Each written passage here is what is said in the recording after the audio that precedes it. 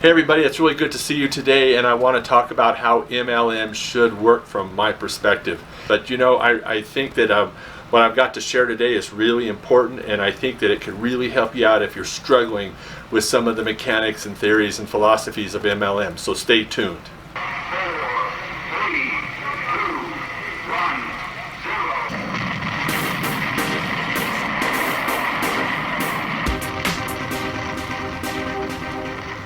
So hey, today we're going to talk about how MLM or network marketing should work. My name is Bill Reinecke with MLM Science, and I just really want to just bring this to you today. Today's video really started with what's on my heart. I don't know if you're aware, but you can actually go to Google and get Google alerts, and every account has it. You just put in a keyword and you get the blog post, and just like the latest trending blog post and stuff out there on whatever that keyword is. And so I get Google alert emails every day. I get like a digest, and in there two of the keywords that I follow because I want to see what people are doing and what they're saying out there are on MLM and network marketing. Well, the other day, I always look forward to getting that email. So I opened up the email the other day, and I was reading through there, and there was a blog post in there, and I don't recall what the name of the blog post was, and I'm not going to post it because it really calls out, some companies, and this channel is not about calling out anybody or promoting a brand. But when I read through this blog post, it talked about how MLM is a scam, and it compared it to a pyramid scheme, or called it a pyramid scheme, and I got to reading it, and I looked at what was behind the article, and it was, in some cases I felt it was a little inflammatory, but what I had to really think about was the people that were behind this, and it talked about a movement and of people who are getting behind this idea that MLM is a scam, that it's a pyramid scheme, that it's unethical, and what these people that are in this movement, if you will, this blog post called it that, are people. All of them are people that have been scammed. They're people that have been hurt. They're people that, I'm just going to say it, they've been lied to. They came in under certain pretenses or false pretenses, and then got in there, spent a lot of money, spent a lot of time. It even talks about people that became kind of disenfranchised from friends and family, and then it talked about having to put up lots of money to get involved with these companies, and just and I got to thinking, well, no wonder these people feel this way. And I supported them, in my heart. Now, I don't think MLM is a scam. I don't see it that way. I have been in different MLM companies, and I could relate because, people brought me in, and I came in under some false pretenses, and, but I saw through that. I saw through the smoke screen and the smoke and mirrors, that behind there is an industry that is ethical, that is viable, and has a lot of potential, but we got to peel all that garbage away. So one of the things that this blog said, or was talking about, that was I thought was really important about this movement of this group of people, and they were people that came from a certain handful of companies, and so I got to thinking, these people have this view, and I can't argue with it. That is their view, and they're entitled to that. But they really have this mission to go out and just warn people. They feel like that's their calling, and so that's the reason I wanted to put out this video today. Is that I wanted to, first of all, I really want to validate anybody that's been in a quote unquote multi-level marketing business or network marketing business with a reputable company, and they got injured in any way, financially, emotionally, and I've never been responsible for promoting that, but I'm sorry if that's ever happened to you.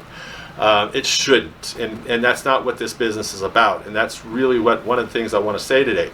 Another thing that video, that blog said that was really disheartening is that, some of these downlines and some of these companies actually promoted or encouraged people to go out and really kind of ostracize those people in their life, family and friends, who didn't support what they were doing, and so there, I was thinking as I read that, I thought, this is the cult part that I hear people talk about.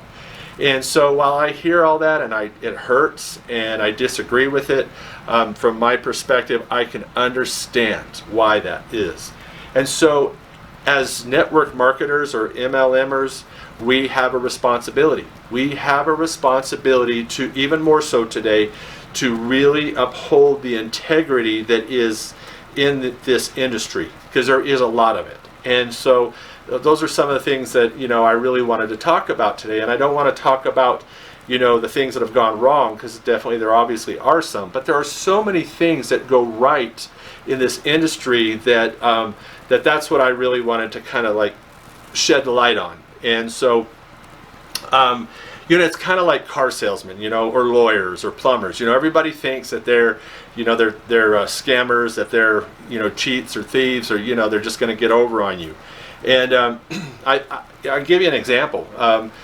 About 2 years ago, about 2 years ago, my wife called me up, and I was in a meeting at work, and she texted me, and I saw it was her, so I looked, and she said, my van is broken down, and it's full of kids. And I'm like, oh my goodness. So I text her back. I said, are you in the middle of the street or an intersection? Are you, where are you at? And she said the van quit running, and I was able to roll into a parking lot. And of all parking lots she was able to roll into, it was Hobby Lobby. So I knew she could go in there and be in the air conditioner with all those kids, but I also knew that could cost me some money.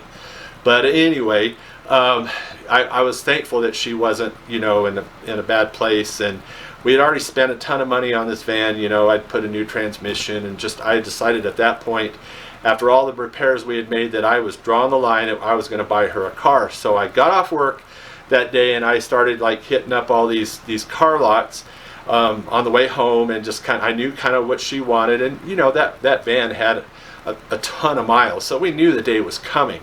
I just didn't think it'd come quite like that.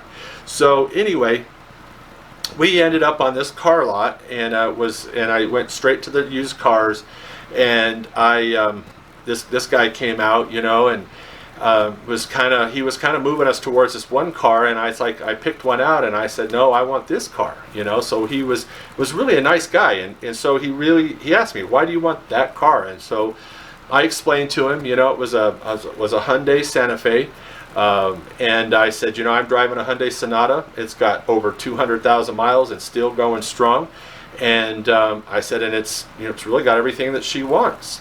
And so, it was really cool, because he listened to what I wanted and what I needed in a car. And so he said, well, let's take it for a test drive. And so this guy was like, I don't know, I'm 6'1". He was good half a head taller than me.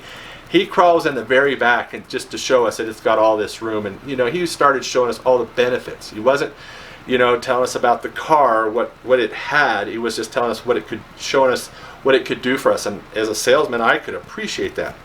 So we got out, and of course we started the price game, and that, everybody does that. But the way he did that was really good too, because he was really down to earth. It's like, he said, what, and he came back, and I said, that's too much. And we bickered a little bit, and he said, what do you want to pay a month? And, and so we talked a little bit. And so, the way he worked with us and really, provided a service and getting us into a car.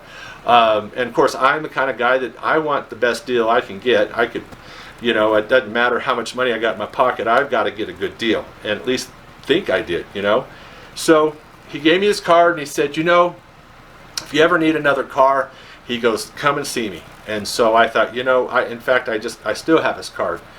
So about a year and a half later, about a year ago, my car decided it was going to start, needing some attention. And like I said, it had over 200,000 miles. I was really hoping I could get maybe 250, 260. It almost become like a challenge at that point. Good little car, just ran like a little sewing machine. And as much time as I spent out in the community, I liked it. So, of course, I'd driven that car all those miles. And so you get attached, it's kind of like an old pair of shoes. So anyway, I said to my wife, I said, the next car I'm getting is going to be a truck, and because I've been looking at, getting back into a truck for so long, and I went straight to him. I didn't think about going to anybody else, and so I said, and I told him what I wanted, and I was pretty specific. I wanted a Dodge EcoDiesel, and he just said, I don't have any of those on the lot right now. And he goes, I'll look around. I said, well, would you do that? I'd really like to do business with you. So here's the thing. I wanted to do business with him. Here was probably the best experience in buying a car, and I wanted to do business with him. So in the meantime, I'm looking around, and I found a truck I wanted. And I went to him. I said, hey, I found a truck. This is the price I can get it at.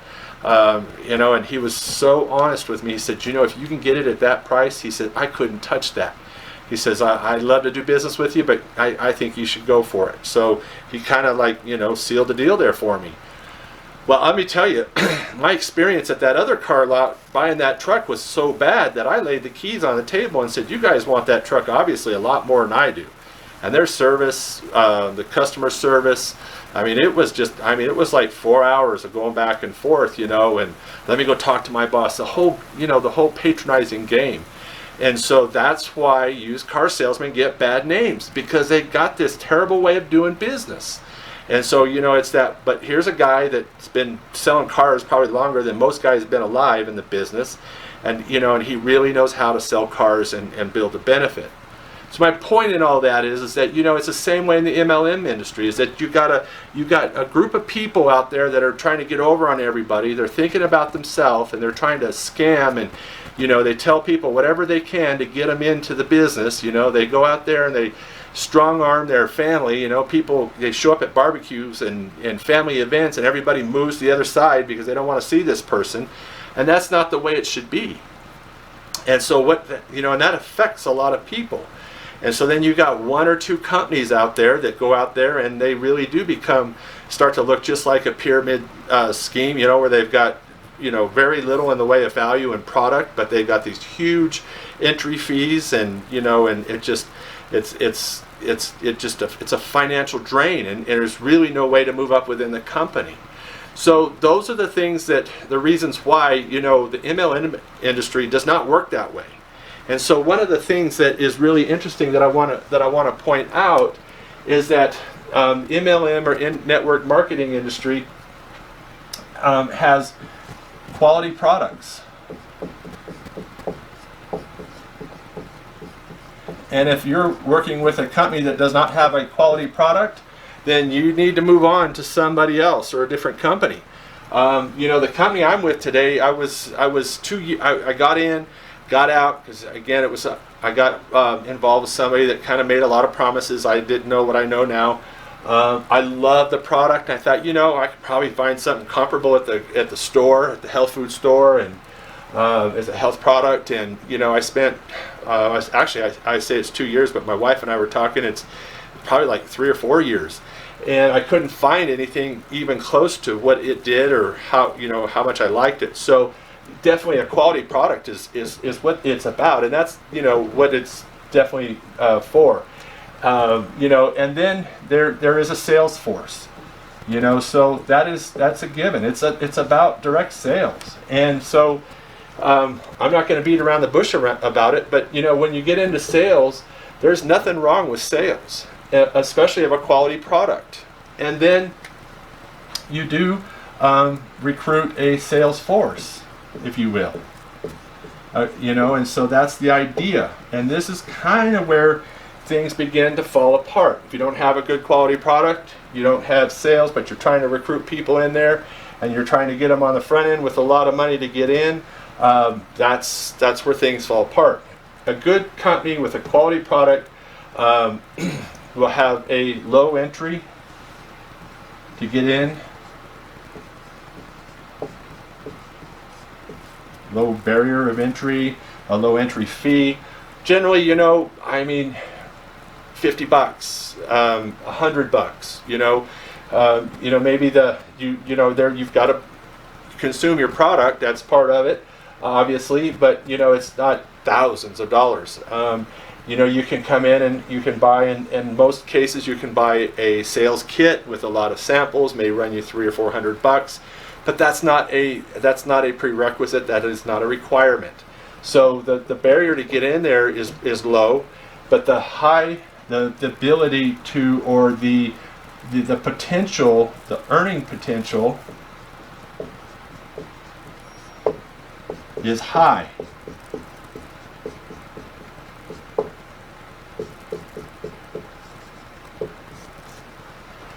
So you've got to have these qualities here. And the next thing I'm going to tell you that is so important is that when you're working with people in this industry, you have got to be, above all of this, you have to be honest.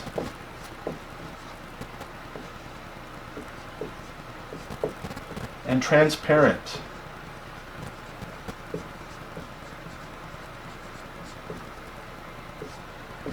Honest and transparent.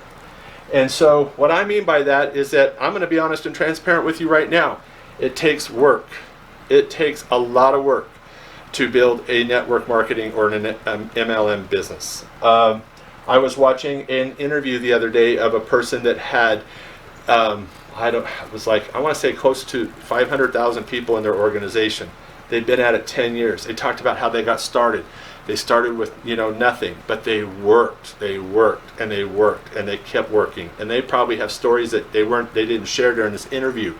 And my point is that it is work. And so is any business that you start out. And you could go out and pay millions of dollars for a franchise or start a business, and it can go belly up. So that network marketing has a huge potential of return that pays way better on the investment that one makes than most other businesses. Are you at risk of not making money? It's always a possibility. Can you make a lot of money? It's a possibility. There's no guarantees in any business. So that's the truth of it. So that's how MLM works. You sell quality products. It's about products that provide a service or some way of helping people's quality of life or solving a problem. It is a sales force, so that is a given. The thing about a sales force is, you are able to go out and create a sales force of a number of people, and you do make a commission off of that. But the thing about it is that any one of the people in here could be over here and making a greater commission than you. And that's something that is really important in any network marketing compensation plan, is that people have to have the ability to really excel and get paid according to their work and their abilities. So if you're just sitting over here thinking you're going to get rich because you got a bunch of people down here, it's not the way that works. So it takes work. And so that's how MLM works. I mean, really kind of in a nutshell. There's one last thing I want to point out as I bring this to a close that's really important.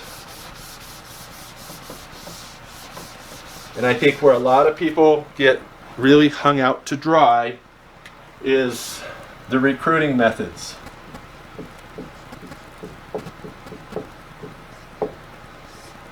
And they all want you to go out and hit up your friends. I spelled that wrong.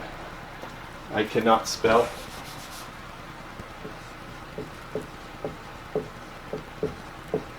And family. And that is an absolute no-no. I don't want you hitting up your friends and family. I want you to maintain your friends and family. I want you to build relationships with friends and family. If they find out you're doing this and they don't like it, I still want you to have relationships with your friends and family. That is so important. Whether they ever try your product, whether they ever get in business with you, your friends and family, that's untouchable. And that should always be that way. Because friends and family, this isn't for everybody. And so what we want to do is we want to find the people that this is for. business people, salespeople, people that would be interested. Those are the people we want to be, hitting up and sharing this opportunity with. And if friends and family find out and they want to do it, well, they do it, really on their own decision. They come seeking you out, and that's again the way it should be. So, the way I run my business is I have a process where I provide some things up front, free of charge, no strings attached. I don't even pitch people in the beginning of my funnel. You spend enough time with me and go through there, you'll learn what I do, and I'll probably extend an invitation if somebody gets far enough into my funnel and they've consumed enough of my information and they've expressed an interest. But that's the key, they've expressed an interest. But here's the thing about providing free value, is that it's free, but I provide training because I want to give to the industry and help people. And so first, and if I do that enough, then I'm gonna a byproduct of that is going to be that I'll benefit. But I want to contribute to the industry because I want people to see the positive sides of MLM and network marketing, and I'm tired of people seeing the negative because of the people's poor conduct and their dishonesty. So training, and training, there's a training, is not always free. So, I've spent literally in my years of network or internet marketing, I've spent thousands and thousands of dollars on training. Okay, so that's not just something that's part of MLM. That is, you spend money. I spend, as a social worker, I've spent thousands and thousands of dollars just to get enough CEUs so that I can renew my license every other year. So, but that shouldn't be how people are making their money in this industry. It should be off the product that I mentioned earlier. So training, and then people in my downline, just by being associated with my downline, I'm creating leaders and people that can train, and I'm providing training. There's not a heavy price tag attached to that, because there shouldn't be, because it's about that. It's about building relationships and helping people, and that's my philosophy. People would argue with that. I'm not saying that there would never be a cost, but it shouldn't be prohibitive to people's success, and that's the way I look at that. So there should be ongoing training and support and helping people that are doing the work. And I want to point that out. You've got to be doing the work in order to be benefiting from this. Now, I'm not going to come and build your business, and I'm not going to come and build anybody's business, and I don't expect anybody to come and build mine. But I don't mind getting in there and rolling up my sleeves and rubbing elbows and doing the hard work. So that's the way network and marketing and MLM marketing work. And if anybody tells you anything different than what I told you today, and this is kind of like skipping a rock across the water. I didn't go very deep, but these are the basics of how it works. And companies, you should be able to look at a company and see people that have made millions, and there should be several and many millionaires in there, and that's an indication that people are making money. So it's not about the people on the bottom always suffering and the people at the top always suffering. And it's kind of like one last thing I thought of. It's kind of going back to the used car salesman model. Okay. So you got a car dealership up here, okay?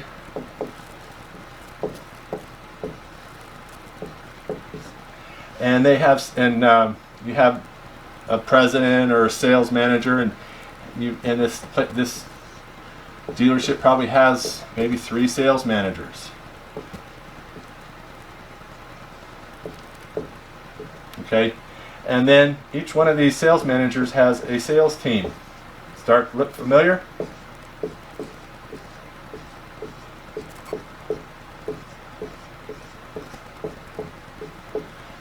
And then each one of these guys makes a percentage off of the sales managers makes a percentage off of the sales of each of their teams. And they run competitions to see who can sell the most cars. multi-level marketing and network marketing doesn't work much different than that. The thing is that you get to position yourself as a sales manager.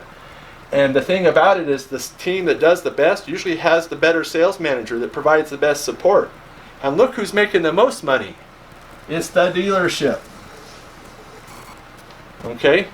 So this model that people want to frown upon it exists everywhere. Give you another one. Here's your boss. And they got 3, 4 people working for him. And one of those people is you. And you only make so much money. They make more money. And their boss, the boss,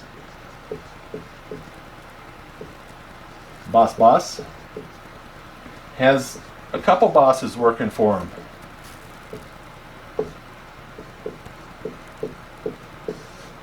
And they have people working for them. And then they have a corporation over here.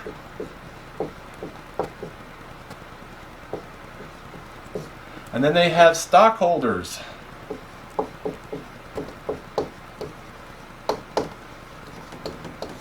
Who's making the money? Corporation and stockholders. Your boss, the boss's boss. You're lucky if you get a raise every year. You're lucky if you get 15 cents. I don't know where you work, and I don't want to, criticize where you work. Maybe you get paid really good raises. But again, you see my point.